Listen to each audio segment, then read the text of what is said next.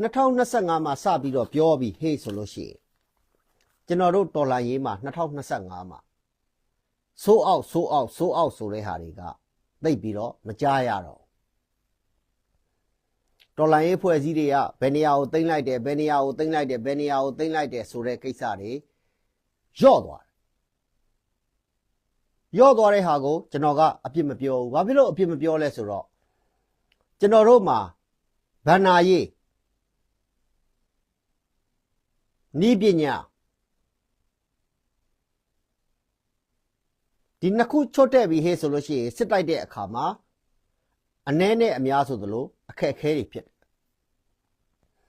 တော်လှန်ရေးအဖွဲ့အစည်းတွေအနေနဲ့ကတော့တိုင်းရင်းသားတော်လှန်ရေးအဖွဲ့အစည်းတွေအနေနဲ့ကတော့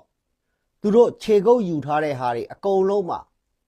တော်တော်ကြီးကိုပို့ပြီးတော့ခိုင်မာဖြစ်သွားတယ်ဒီအခါမှာတော်လှန်ရေးကိစ္စတွေပြောပြီးဟေးဆိုလို့ရှိရင်အဖွဲ့အစည်းတွေကိစ္စကိုကျွန်တော်တို့ကထည့်ပြောရမယ်အဖွဲ့အစည်းတွေကိစ္စတွေထည့်ပြောပြီးဟေးဆိုလို့ရှိရင်ခမားတို့ဝေဖန်နေသလိုကချင်နေကရင်နေရှမ်းနေနော်ချင်းနေဒီအဖွဲ့အစည်းတွေနဲ့ခမားတို့ AA ကိုတွားပြီးတော့နှိုင်းရှင်လို့မရဘူး AA ဟာနောက်ကျောလုံအောင်တေးသေးချာချာလုပ်ရမယ့်အနေအထားရှိဒီကိစ္စက